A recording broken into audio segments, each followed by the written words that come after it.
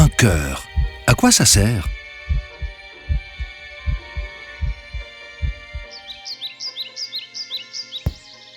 Eh bien, quelquefois, ça sert à tomber amoureux.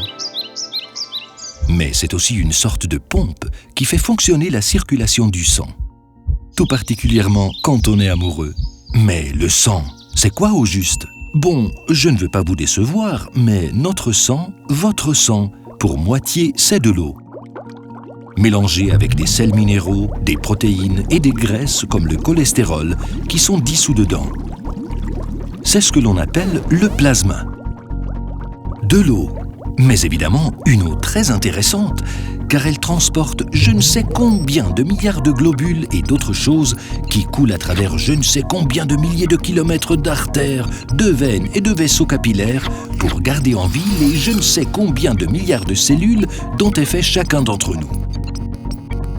Donc, des globules rouges, des globules blancs, des plaquettes, des anticorps qui profitent de la circulation sanguine.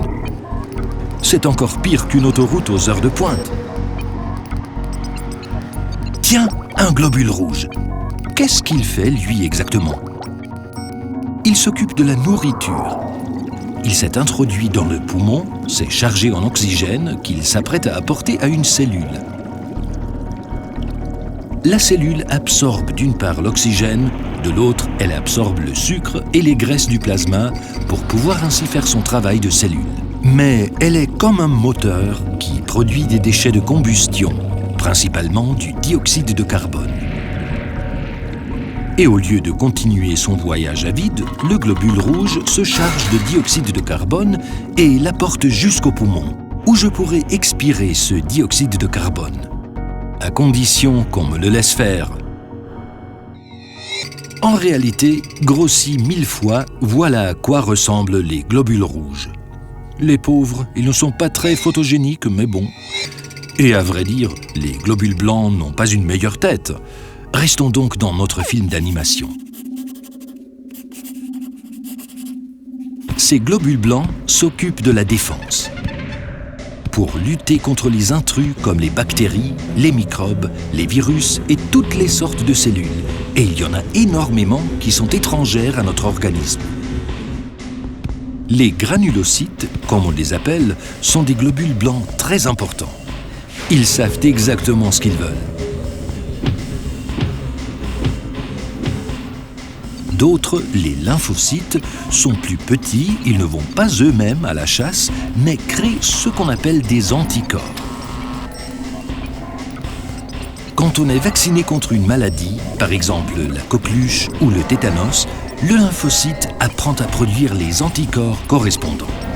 Et comme le lymphocyte a bonne mémoire, il se rappelle une fois pour toutes l'allure du microbe et est ainsi à tout moment capable de produire à nouveau des anticorps du même modèle. De sorte que si un jour une certaine quantité de microbes de maladies de ce même type se présente, notre corps pourra en venir à bout facilement. Les globules blancs accomplissent dans notre corps chaque jour des fonctions indispensables. Ce sont eux qui défendent notre organisme contre des microbes aussi dangereux que ceux de la coqueluche, de la diphtérie ou du tétanos, sans même que nous le remarquions. Et il faut en être reconnaissant aux globules blancs.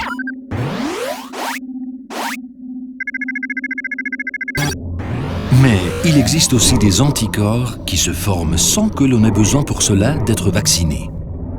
Quelques-uns défendent l'organisme contre les cellules qui pourraient venir de ton voisin ou de ta voisine, mais qui ne nous veulent pas forcément de mal. Les globules rouges étrangers, par exemple. Tes propres globules rouges sont tous du même type, disons du groupe A. Mais si tu recevais des globules rouges du groupe B, tes anticorps partiraient tout de suite faire la chasse à ces globules étrangers. Et alors, une réaction très dangereuse aurait lieu à cause de l'incompatibilité des groupes sanguins.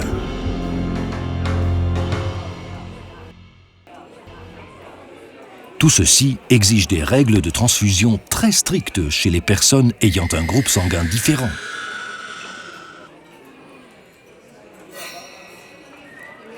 Oui, notre sang, c'est tout cela. le plasma, les globules rouges, les leucocytes, les lymphocytes, les protéines et les anticorps. Ah, j'ai failli oublier l'équipe des plombiers, je veux dire les plaquettes et ce qu'on appelle les facteurs de coagulation. Ils interviennent quand tu t'es blessé quelque part. Oui, toutes ces petites choses nous maintiennent en vie, tes cellules et toi. Et pourtant, ces minuscules organismes ne vivent pas longtemps. Les globules rouges, par exemple, chargés de l'oxygène, déchargés de l'oxygène, chargés à nouveau du dioxyde de carbone, déchargés du dioxyde de carbone, et ce, jour et nuit, sans jamais pouvoir prendre de vacances. Après avoir trimé 120 jours, ils arrivent au bout du rouleau, les pauvres, et sont retirés de la circulation. Mais n'ayez pas peur, ailleurs, dans la moelle osseuse ou dans la rate par exemple, de nouveaux globules sont produits chaque jour. Ceci signifie que si quelqu'un vient donner son sang et donne à peine un demi-litre de sang, ce sang ne mettra pas longtemps à être remplacé. En fait, c'est fascinant. Le sang est quelque chose de secondaire tant qu'on se sent bien. Et dès que les choses vont mal, il est soudain très important. Pour beaucoup de maladies ou d'opérations, les patients ont besoin de sang provenant d'autres personnes. Quelquefois, on a besoin de 30 cœurs pour n'en sauver qu'un seul. Mais on ne peut pas exiger que 30 cœurs, par-dessus le marché du même groupe sanguin, soient sur place au même moment. C'est pourquoi les hôpitaux sont obligés d'avoir des réserves. Peu après la collecte, on sépare le sang entier, c'est-à-dire le sang tel qu'il a été donné, pour en obtenir les différents composants, plasma, globules rouges et plaquettes. Par précaution, les globules blancs sont détruits. En effet, les éventuels microbes porteurs de maladies qui sont dans le sang se fixent souvent sur eux. Chaque patient ne reçoit plus que les composants sanguins dont il a vraiment besoin. Ainsi, par exemple, des globules rouges. D'autres, à l'inverse, reçoivent des plaquettes ou du plasma. Et oui, ce n'est pas une mince affaire que d'aider les personnes malades ou accidentées. Chaque jour, en Suisse, on a besoin de plus de 1200 dons de sang pour pouvoir répondre aux besoins des hôpitaux. Et comme le sang est beaucoup trop complexe pour pouvoir être produit artificiellement, il nous faut tous les jours plus de 1200 donneuses et donneurs volontaires d'au moins 18 ans.